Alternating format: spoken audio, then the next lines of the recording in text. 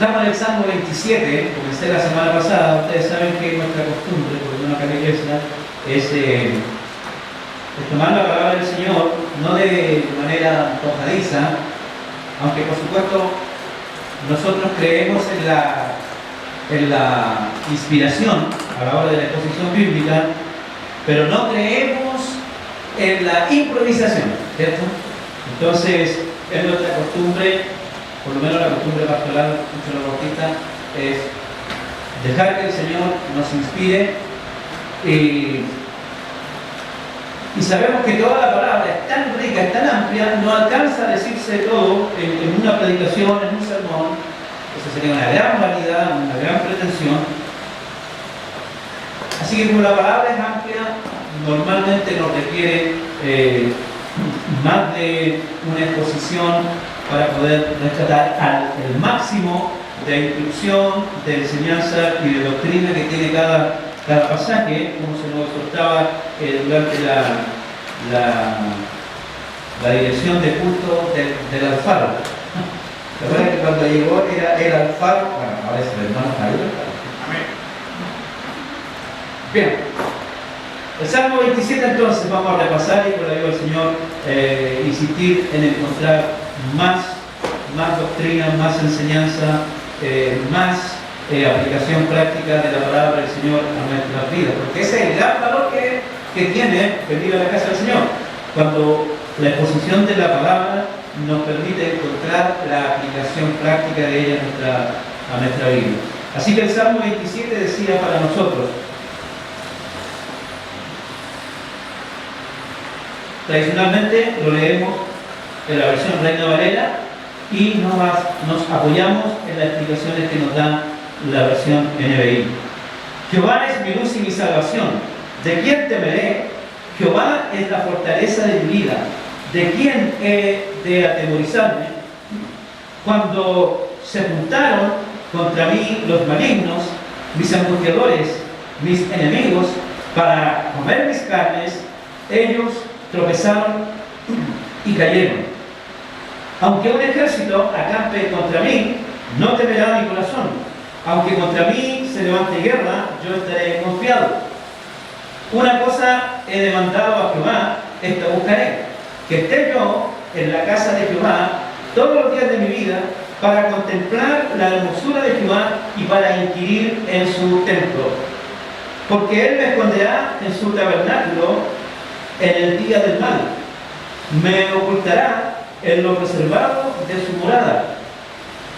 Sobre una roca me pondrá en alto. Luego levantará mi cabeza sobre mis enemigos que me rodean, y yo sacrificaré en su tabernáculo sacrificios de júbilo. Cantaré y entonaré alabanzas a Jehová.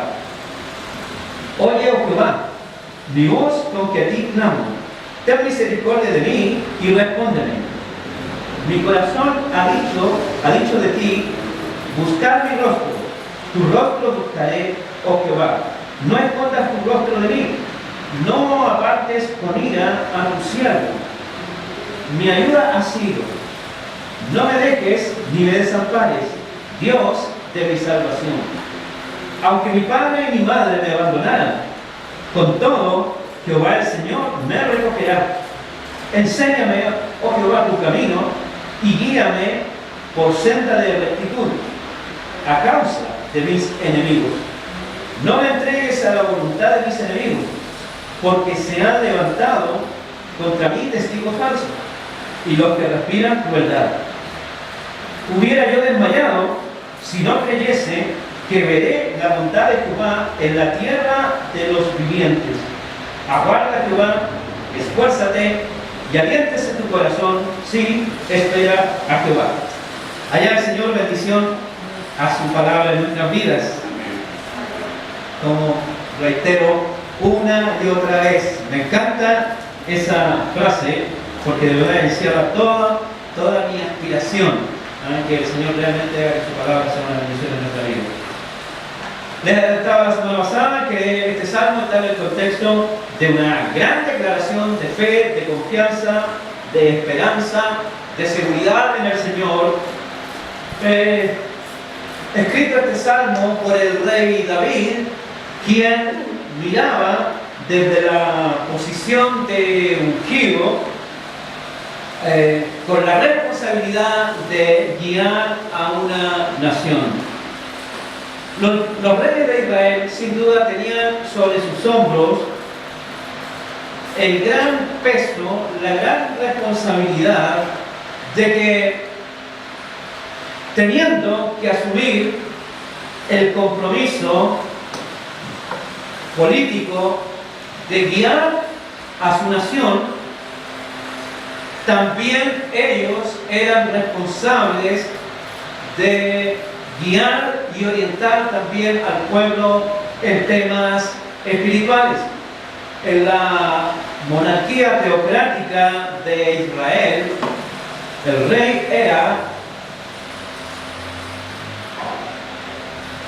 gracias Vanessa, principios de diaconía, ¿cierto?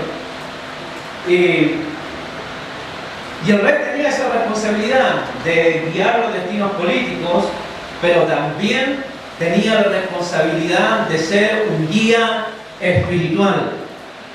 La monarquía teocrática se fundaba en el reconocimiento de Dios al que iba a ejercer el gobierno de la nación. David sabía que guiar políticamente una nación tiene dificultades, tiene problemas, tiene exigencias grandes, compromisos muy grandes, pero a través del Salmo nosotros sabemos que él estaba pensando más allá de su rol político, sino que estaba pensando en su rol también como guía espiritual de la nación. Algo que en este tiempo está muy olvidado. Los que gobiernan las monarquías actuales, ya sean las monarquías tradicionales como Inglaterra, como Suecia, como España, algunos países del Oriente, se han concentrado en los esfuerzos de su gobierno con la estabilidad política, económica, etc. Lo que por una parte es bueno. Y los otros tipos de gobierno, ¿no?, como son las democracias, también se supone que están en ese propósito.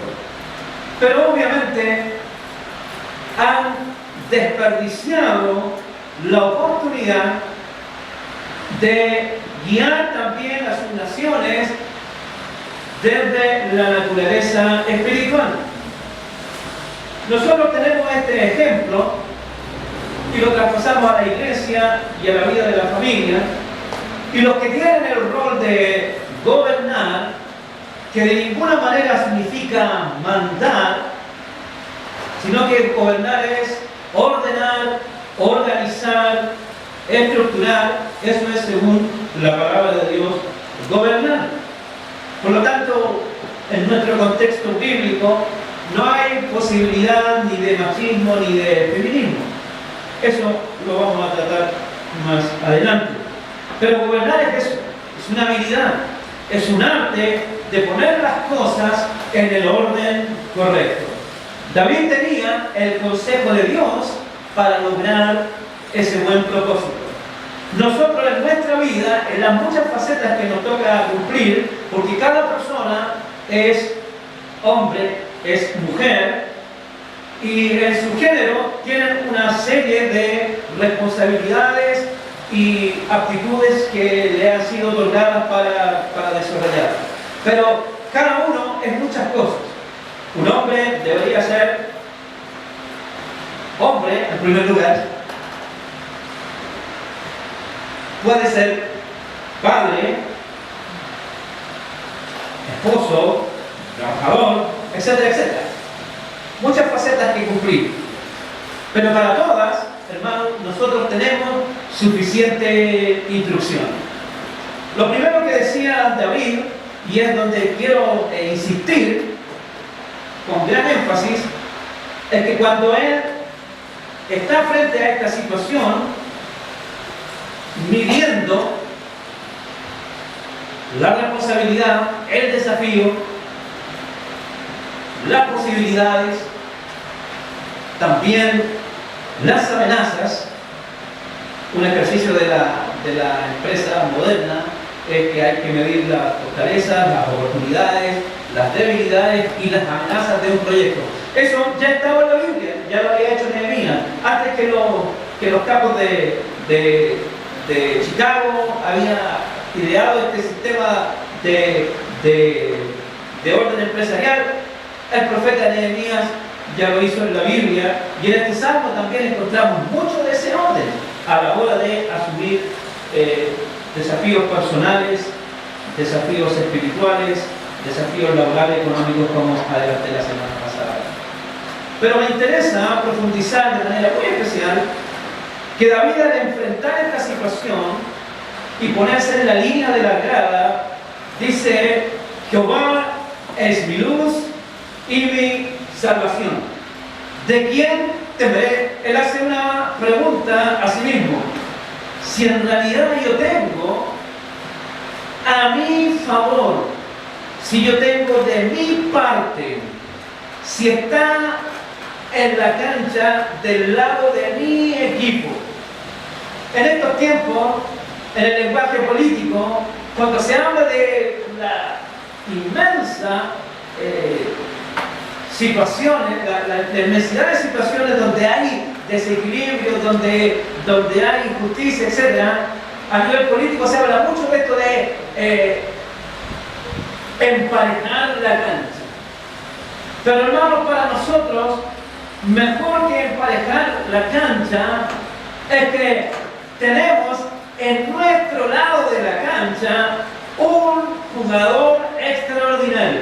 Y eso es lo que está diciendo el rey David a la hora de asumir este desafío, el cual usted tiene que apropiarlo a alguna situación de su vida que está enfrentando o tiene que enfrentar en lo inmediato. Entonces David, de su primera reflexión es que él se da cuenta que bueno que para esto, que bueno para esta tarea, para este desafío, no estoy solo. De mi parte, tengo no solamente recursos, sino que tengo un administrador de recursos que es absolutamente confiable. Ya dice: Jehová es mi luz y mi salvación. Ahora,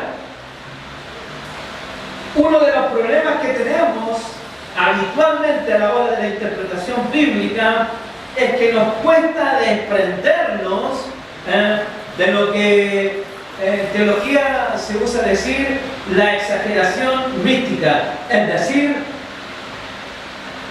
cada vez que tomamos la palabra del Señor, inmediatamente la revestimos de relámpagos, de truenos, de destellos, de luces cósmicas, manifestaciones convulsivas, etc.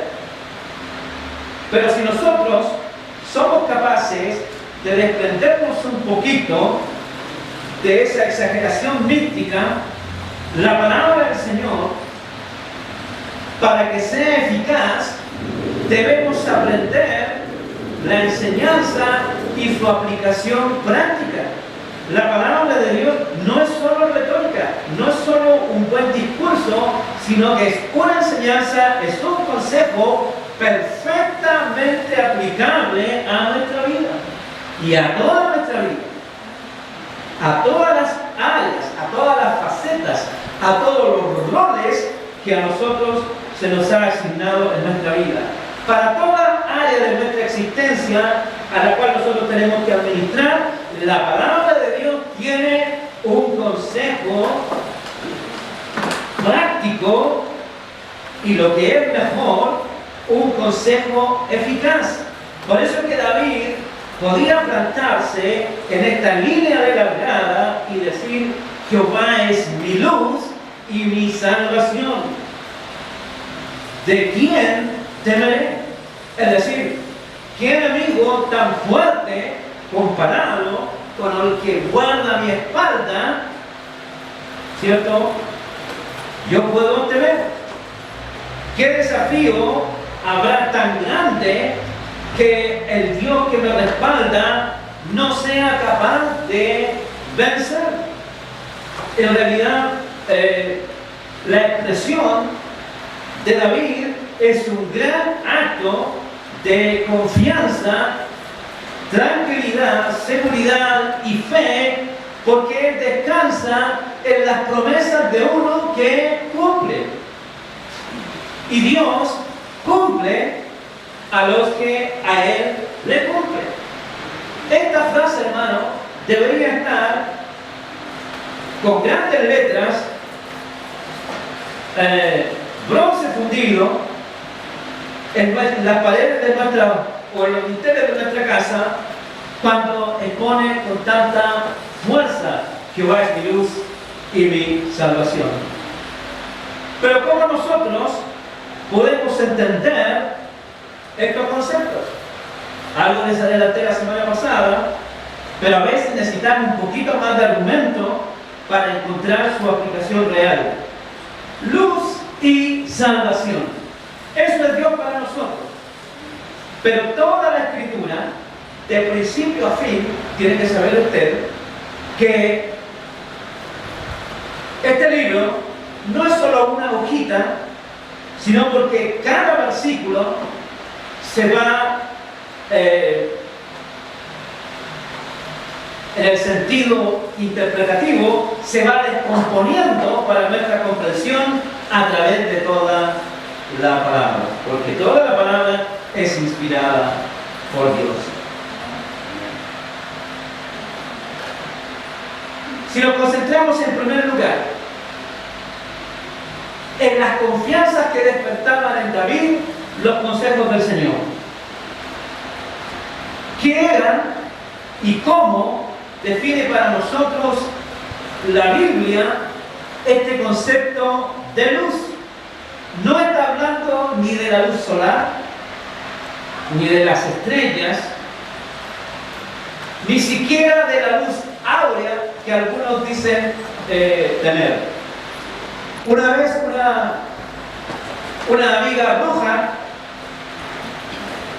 quiso sorprenderme con algún tema, y cuando llegó hasta ahí, esta es una alegoría, después que le leía a todo el mundo su suerte y su presente y su futuro, etc., cuando llegó a mí, me dijo: contigo no, porque tienes demasiada aura.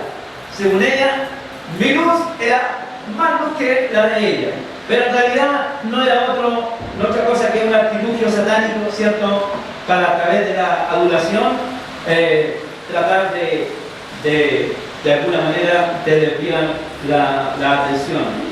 Normalmente cuando usted tiene amigos y amigas que son de ese rasgo esotérico y le dicen: ay, tú tienes mucha áurea o gran luz, no se la crea, porque es una lisonja. Es decir, es una loa, es una adulación para no entrar en los temas medulares, y de esa manera también estimula a su propia vanidad. La otra dijo que yo tenía buena aura. Estamos pecando de vanidad en ese caso. Sino que cuando dice luz, se refiere a un estado mental.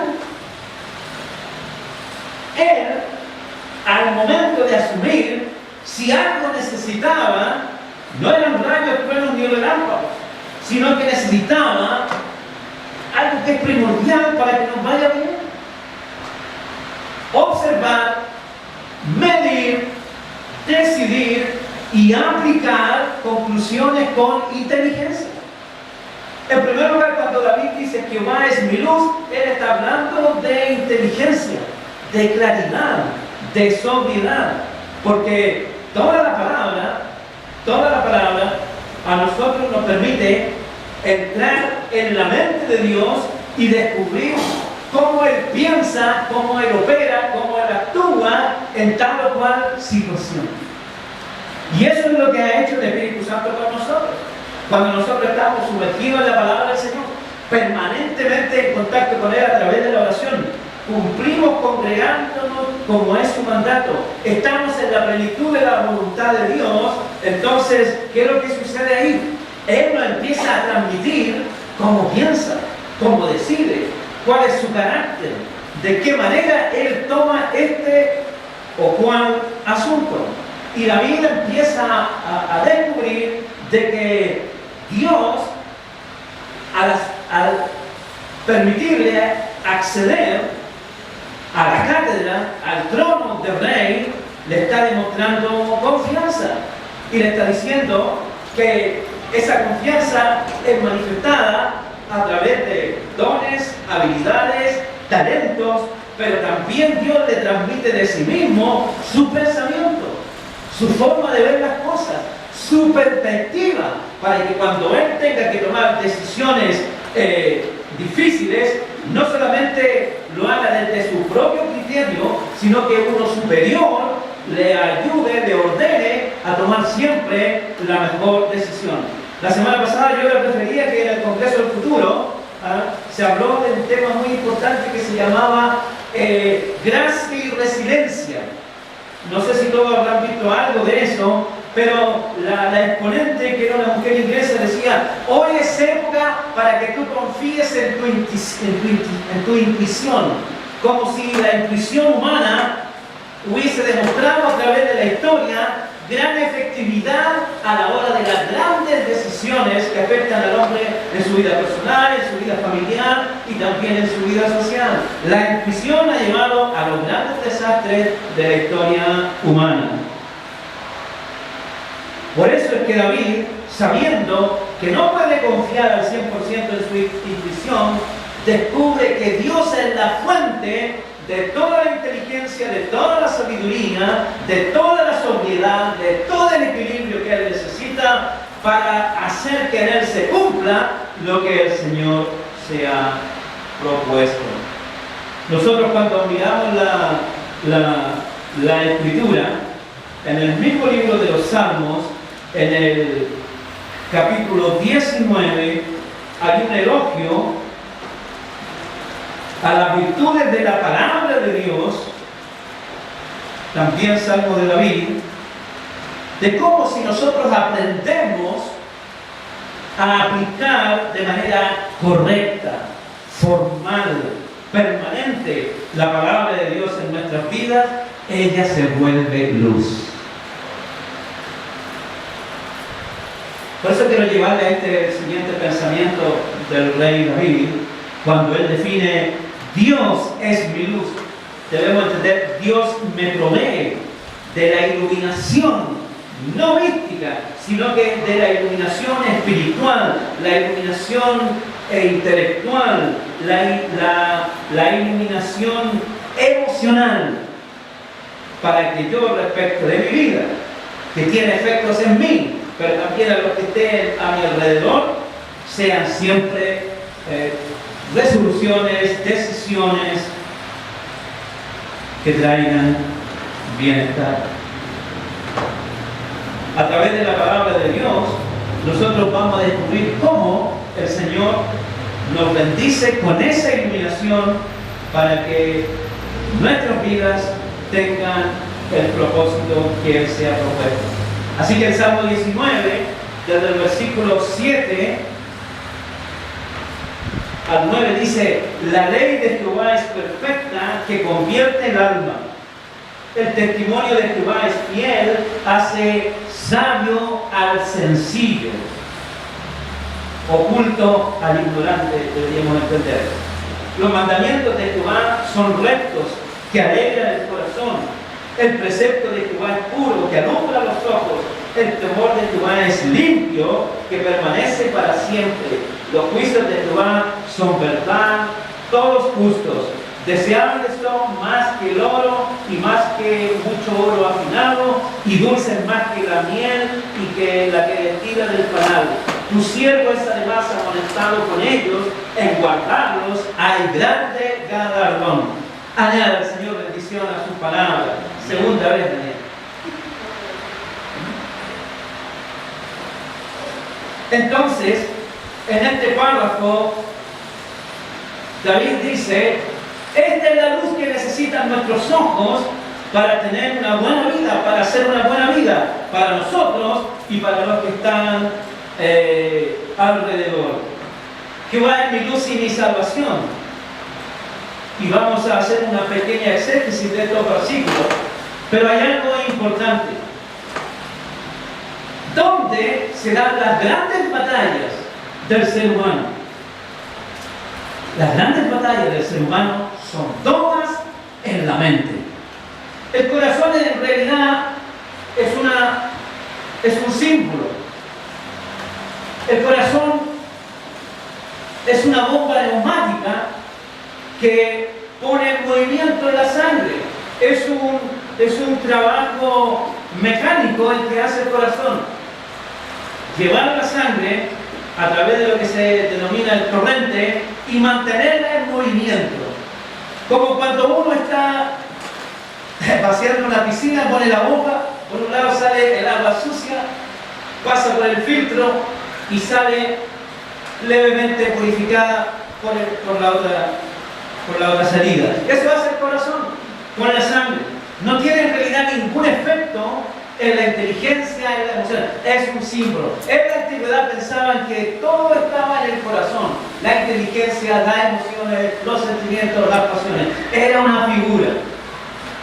Pero la palabra de Dios nos dice que nosotros debemos crecer en nuestra mente. Ahí es donde se dan todas las batallas. Incluso la batalla de la fe no se gana en el corazón, se gana en la mente. Por eso que yo lo refería la semana pasada, el capítulo 12 de Romanos, porque dice que es nuestro culto, nuestra fe en Dios, es nuestro culto racional. Cuando nosotros observamos en la palabra de Dios todo lo que Él es, todo lo que Él ha sido capaz de hacer, es un Dios de esta calidad, porque puede competir con cualquier otro pensamiento y vencer de manera arrasante.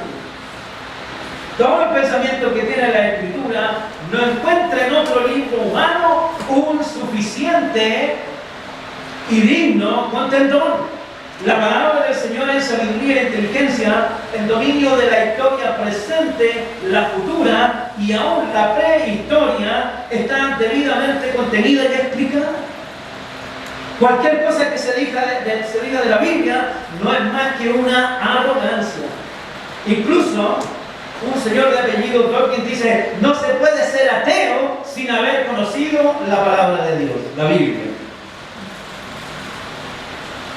Son esas contradicciones que la mente humana por sí sola no es capaz de resolver. La vida es una ecuación y la palabra del Señor nos provee la respuesta a esa ecuación. Y David lo resume así: Jehová es mi luz y mi salvación. Porque nosotros lo que más necesitamos, hermanos, para enfrentar nuestra vida es una claridad mental. Le decía yo la semana pasada, sobriedad en las emociones, equilibrio en el temperamento.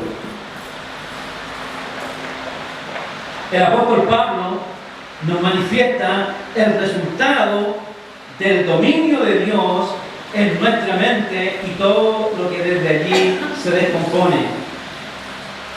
En Gálatas capítulo 5,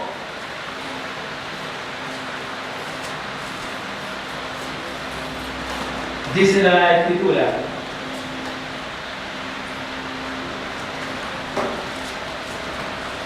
Gálatas 5, 22.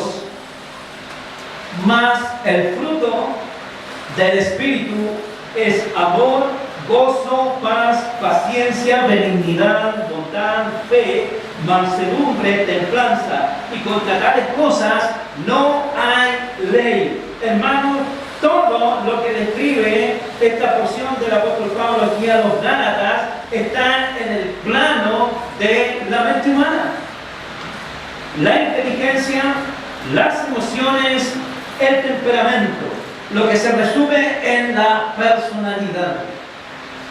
Es allí donde el Señor necesita tener y tomar todo el control, porque estos elementos, estas virtudes del ser humano son las que regulan nuestro pensamiento, nuestra conducta, nuestras acciones, nuestras resoluciones. Es muy difícil tomar buenas decisiones respecto de un esposo o una esposa si estamos carentes de amor. Es muy difícil transmitir confianza y optimismo si no hemos experimentado el gozo. Es muy difícil mantener sobriedad, tranquilidad, equilibrio ante la adversidad si no sabemos cómo obtener la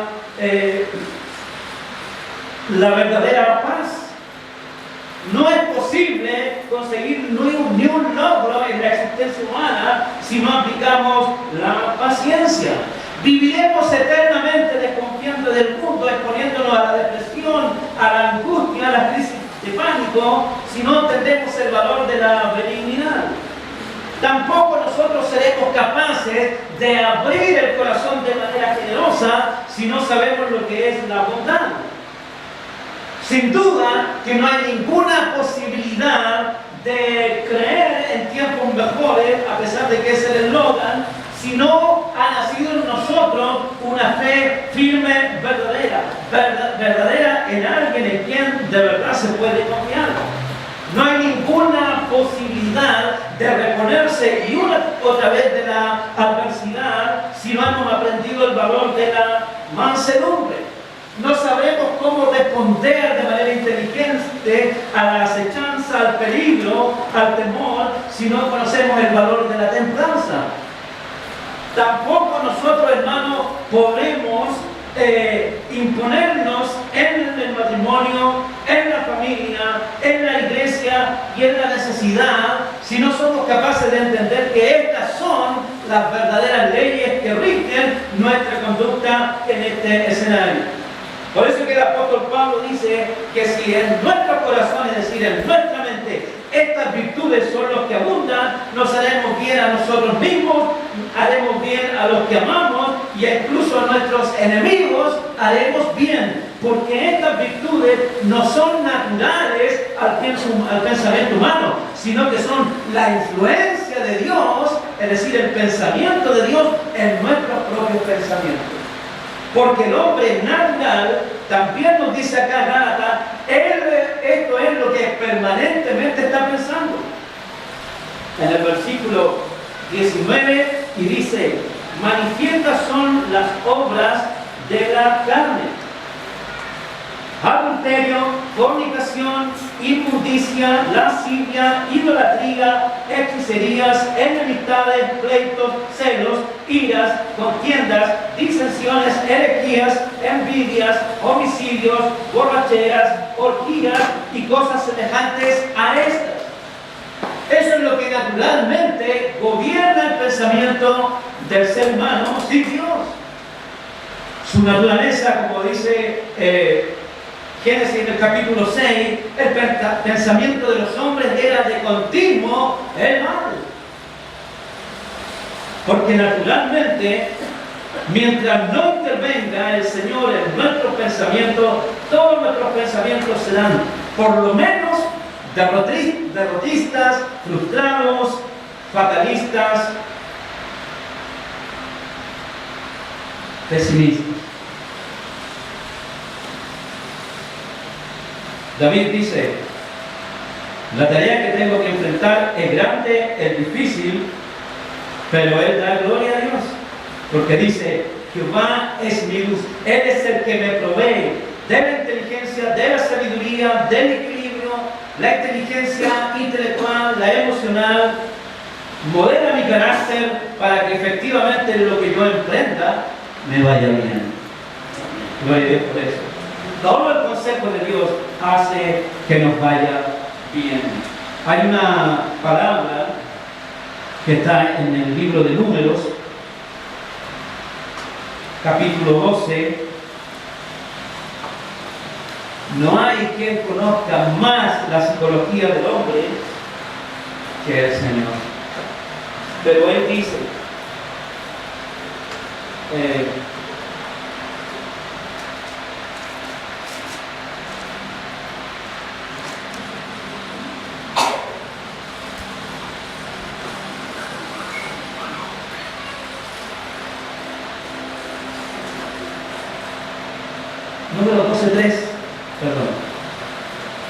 el otro líder, Moisés, enfrentando una gran situación, una compleja situación en la administración del pueblo que vagaba por el desierto, dice que se resuelve de esta manera. Número 12, versículo 3 dice: y aquel varón Moisés era muy manso, más que todos los hombres que había sobre la tierra. Muy manso. Manso pero no menso. La mansedumbre significa un estado de equilibrio, de paz, de templanza, un estado de sobriedad suficiente para tomar siempre, ante cualquier situación positiva o negativa, una actitud beneficiosa. Hermanos, nosotros tenemos que aprender a administrar sabiamente tanto el éxito como el fracaso. La semana pasada me concentré en el fracaso, pero también el éxito, si no es manejado con inteligencia, con sabiduría, con equilibrio, con sobriedad, se va los humos a la cabeza y lo que debía ser una bendición se vuelve una maldición. Alguien me dijo: ay, he orado tanto, Señor, por esta casa, ayúdenme a orar. Yo oré también por él para que consiguiera su casa, pero el condominio donde vive tiene piscina y el domingo es más atractiva la piscina que el culto al Señor.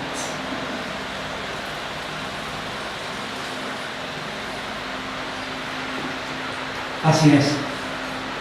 Así es. Nosotros podemos triunfar porque Dios nos da una ecuación triunfadora. Él dice por medio de la escritura en el libro de Romanos que Él nos lleva de victoria en victoria. Jehová es mi luz. Cuando nosotros tenemos esa luz, esa claridad en nuestras emociones, en nuestra mente, en nuestro carácter, todo nuestro carácter, ¿cierto? Toda nuestra personalidad, en control del Espíritu Santo, estamos con las facultades absolutamente despiertas para hacer la voluntad del Señor. Mateo 11:29 también nos da una lección del carácter con el cual el Señor demostraba su luz ante la adversidad. Mateo capítulo 11, versículo 29 dice, y lo leo para su gloria y nuestra edificación. Dice el Señor: llevad mi yugo sobre vosotros y aprended de mí, que soy manso y humilde de corazón, y hallaréis descanso para vuestras almas. Sin duda que un carácter debidamente moldeado por el consejo de Dios a través de su palabra nos hace aptos para toda situación que nos toque enfrentar, ya sea esta de éxito o de fracaso. Si la expectativa que se nos presenta es muy favorable o tiene muchos riesgos, el hombre de Dios, cuando es debidamente guiado por el Señor a través de su palabra, siempre encontrará el argumento y la acción precisa para asumir o desechar. La oportunidad o la amenaza. Esa sabiduría es la que nos da la palabra del Señor. Si esto verdaderamente es bendición o es maldición, es una oportunidad o una tentación. Esa sabiduría la da el Señor en su palabra. Nosotros, cuando descomponemos el Salmo 19, ¿cómo tendríamos que nosotros aplicarlo? El Salmo 19 que nos descompone la luz. Usted sabe que nosotros tenemos el concepto general de que la luz es blanca, pero no hay luz blanca, no existe la luz blanca, sino que en la luz lo que nos permite distinguir todo lo que hay ante nuestros ojos, gracias al Señor por lo que tenemos el don o la habilidad física de la visión. Aunque yo conozco hermanos que siendo no videntes tienen gran claridad de Dios para administrar la vida, creo que hay algo superdotado del Señor. en esa precariedad. Pero la luz no es blanca, sino que se descompone. Tenemos el ejemplo del arco iris, pero en realidad todo color imaginable está tan concentrado, ¿no? Todos los colores están tan concentrados, a causa de la velocidad la vemos como blanca. Así lo describió este viejito Einstein. No hay luz blanca, sino que están tan concentrados todos los colores. Cuando llegan a un lugar, se concentra el haz de luz en el rasgo que es más preponderante. Y por eso decimos que el árbol es verde, el cielo es azul, etcétera, etcétera. Ahí hay una explicación de la física que es un poquito más compleja. Pero así como para ver los colores la luz se tiene que descomponer, para que nosotros entendamos qué significa la Biblia y cómo se aplica en nuestra vida cotidiana, también ella nos permite descomponer, es decir, revisar parte por parte, no descomposición, no descomponer de que algo se echó a perder, se contaminó, no, descomponer, es decir, observar parte por parte. Así que en este Salmo 19, David nos dice, de esta manera se descompone la luz en cada una de nuestras situaciones. Así que dice el versículo 7, la ley de Jehová es perfecta. La ley de Jehová es perfecta. Y esto a nosotros nos permite sobreponernos a cualquier tipo de desánimo. Hay algunas directrices del Señor que a veces a nosotros nos cuesta aceptar. Parece que van contra nuestra, principalmente van contra nuestra naturaleza, por supuesto. Pero cuando un deseo, un anhelo choca con la voluntad del Señor, a veces se produce desánimo. Nosotros decimos, ojalá esto fuera más sencillo, más simple. ¿Por qué tanta trama? Pero el Señor nos dice en su palabra, está desanimado. La ley de Jehová es perfecta. Significa que lo que Dios ha dispuesto no es algo antojadizo.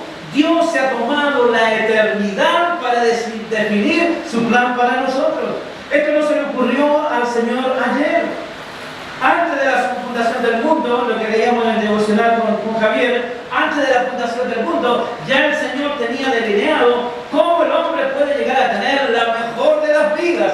Tanto es así que le construyó un Edén, un lugar idílico, donde todo era perfecto para su existencia.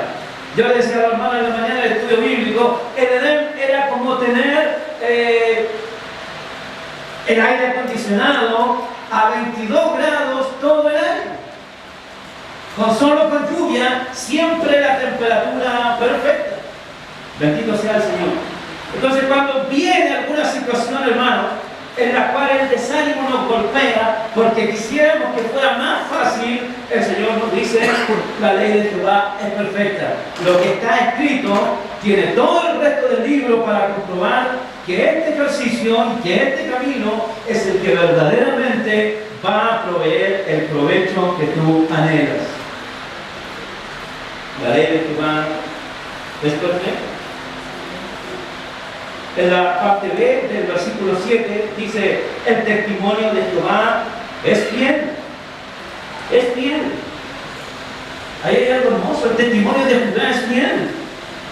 Cuando el Señor nos ha dado una ley, cuando el Señor nos ha dado una ordenanza, cuando el Señor nos ha dado una instrucción, no es porque parte de que nosotros somos peones de su tiempo. Es decir, Él se divierte haciéndonos la vida imposible.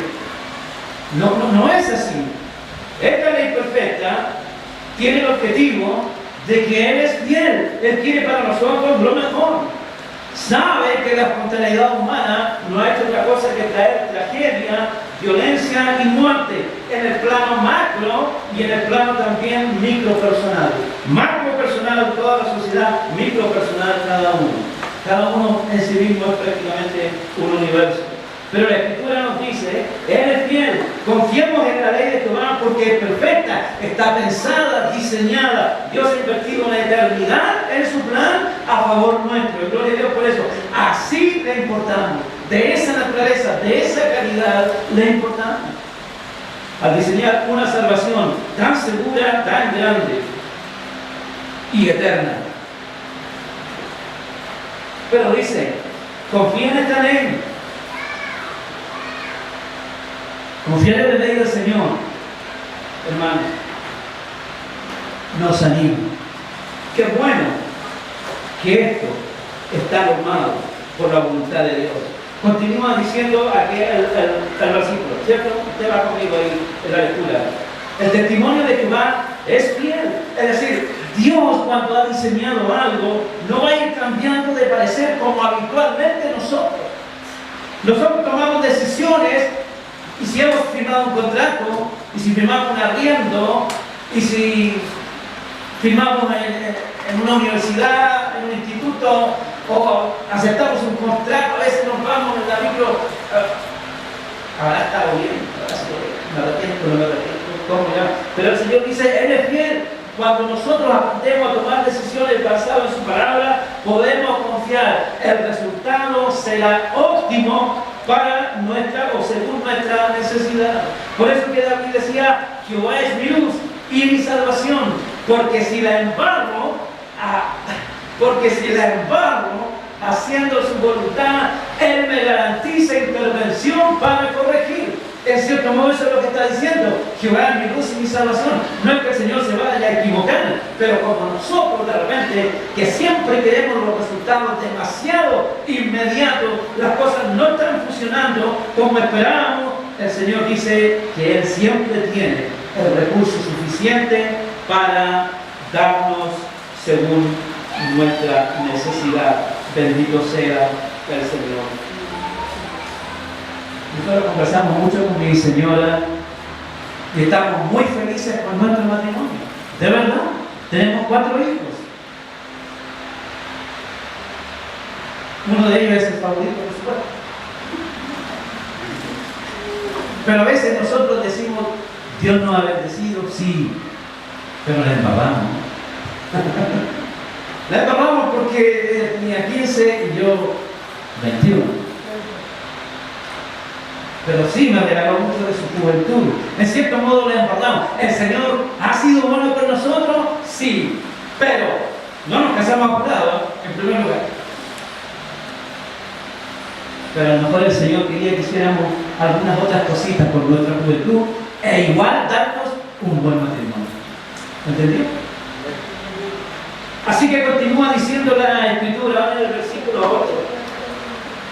Los mandamientos de Jehová son rectos, alegran el corazón. A veces ciertos fracasos, a veces la postergación de ciertas metas, la no obtención definitiva de algunos deseos provocan gran frustración, decepción, depresión. Pero la Escritura nos dice, el testimonio de Jehová es fiel, que hace sabio el sencillo. Cuando nosotros tomamos decisiones amparadas en la palabra de Dios y el resultado de verdad no es lo que nosotros esperábamos, si algo nos permite el Señor es depresión. Puede que sí, decepción, pero no depresión, porque Él siempre tiene para nosotros suficiente alternativa. Creo en Dios por eso. Él siempre tiene, sí. Cuando te enamoraste del príncipe azul, pero en realidad era un azul desteñido. Aunque el azul nunca ha sido un color muy sensual. Y el blanco está harto desteñido. Un día florecerá el alma esmeralda. Así que dice, la ley de Jehová perfecta convierte el alma, el testimonio de Jehová es fiel, que hace sabio el sencillo, los mandamientos de Jehová son rectos, que alegran el corazón. A lo mejor no era el príncipe azul, pero que vierte más con este príncipe celeste. Es así como el Señor quiere hacernos entender. La sabiduría de Dios, hermano, siempre cuando es aplicada de manera efectiva, siempre provocará gozo. El rey David también dice que Jehová es el gozo de mi salvación. Y yo bendigo al Señor por eso. La palabra del Señor nos enseña a vencer el desánimo, la inseguridad, la depresión. Continúa diciendo aquí el versículo. El precepto de Jehová es puro, que alumbra los ojos. Insiste en este concepto de luz. ¿Cuántas veces nosotros estamos ante una situación tan confuso, tan indeciso? La palabra de Dios nos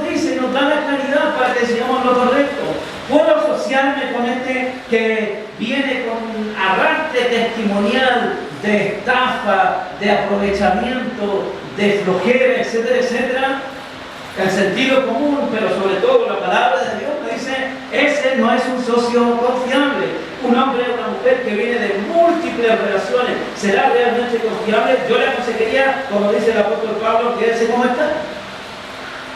Porque hay muchas posibilidades de fracasar.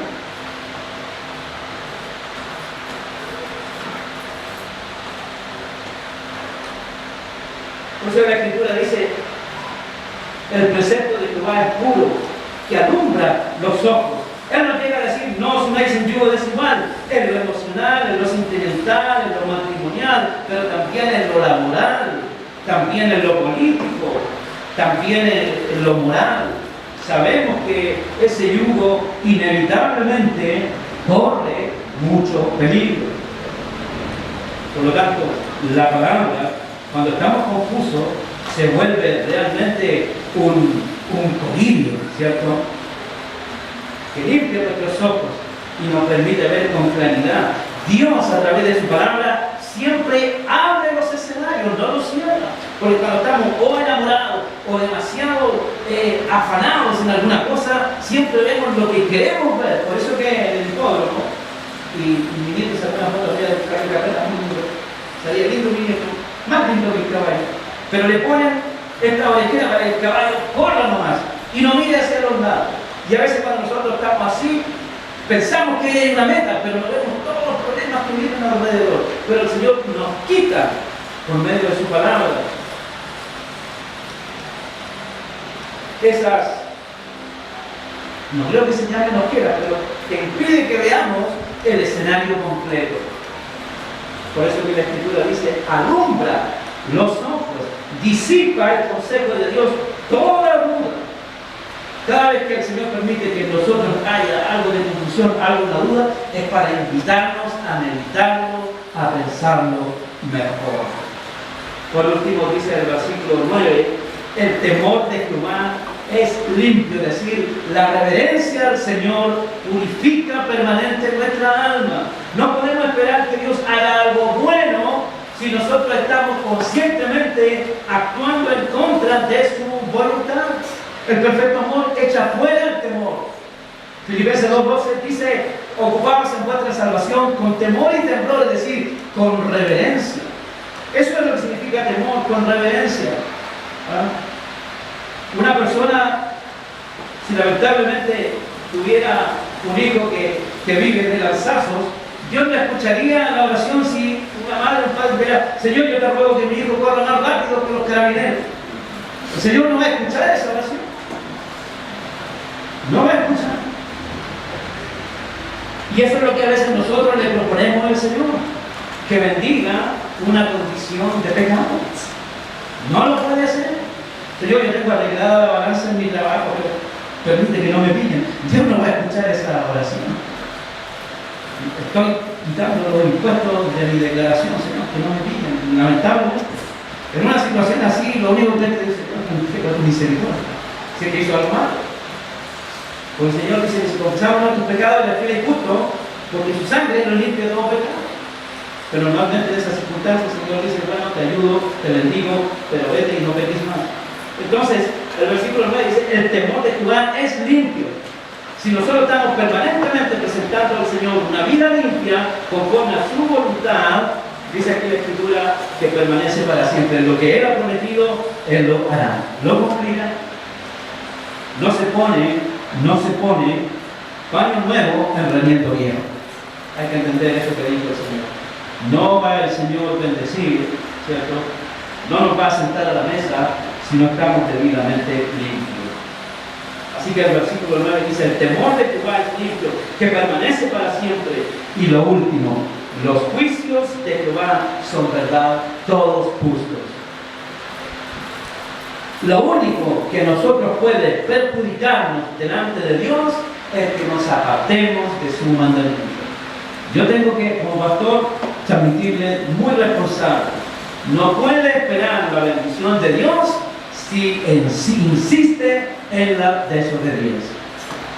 No hay ninguna ni ninguno que esté en un estado de gracia delante del Señor, tal que Él vaya a hacer la vista gorda por causa de su amor.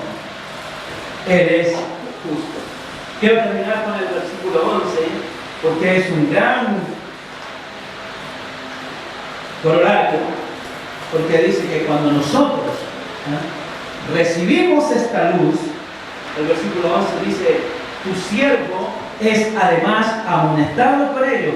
Sí, la palabra de Dios normalmente es una palabra de corrección,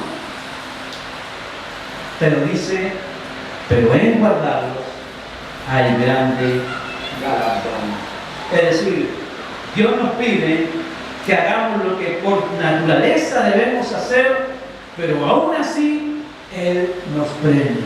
Eso significa que cuando nosotros nos proponemos en nuestra vida hacer la voluntad del Señor, Él dará lo que esperamos y aún más. El hijo pródigo volvió a la casa y lo único que quería era que su papá le diera un lugar en medio de los empleados. ¿Recuerda esa palabra? Padre, pecado contra el cielo y contra ti. No soy digno de ser llamado tu hijo. Pero cuando el padre lo vio de lejos, dice que corrió a él, lo abrazó en su cuello al hijo y ordenó que al hijo le trajeran un vestido nuevo, le pusieran un anillo en su dedo y también sandalia en sus pies. Es decir, el que volvió andrajoso, el Señor lo hizo vestirse de príncipe. Y eso es lo que el Señor promete en su palabra. Guardar la palabra completa, aceptar el consejo de Dios, aceptar, hermanos, el modo de Dios. Decían modo papa. Hay que andar modo Dios. Esa es la vida que realmente, hermano, trae bendición y salvación eterna. Dios nos ayude. Dios nos bendiga. Este versículo, hermano, que le acabo de leer, el versículo 11, es un versículo que, hermano, nos revela la gracia preventiva, porque eso es toda la palabra de Dios, es preventiva, pero nosotros insistimos en calificarla de restrictiva. Dios no nos restringe, nos previene. Él no quiere que aprendamos que la estufa quema poniendo la mano en la parrilla, no es así. Quiere que solo la radiación del calor nos da la instrucción suficiente para decir, esto puede llegar a ser algo muy peligroso. La palabra de Dios es preventiva, no restrictiva. Así que, queridos hermanos, Dios nos ayude, Dios nos bendiga. Hay una frase que compartí en la semana, no sé si está en mi background de haberle leído en algún lugar, hasta ahora creo que se me ocurrió a mí, pero la anoté porque desde la reflexión de la Escritura yo he descubierto que si por alguna casualidad tenemos que fracasar, también allí hay una oportunidad. Y escribí esto: el fracaso, que puede ser una duda, una prueba, algo, pero la sabia administración del fracaso momentáneo asegura las bases de un éxito permanente.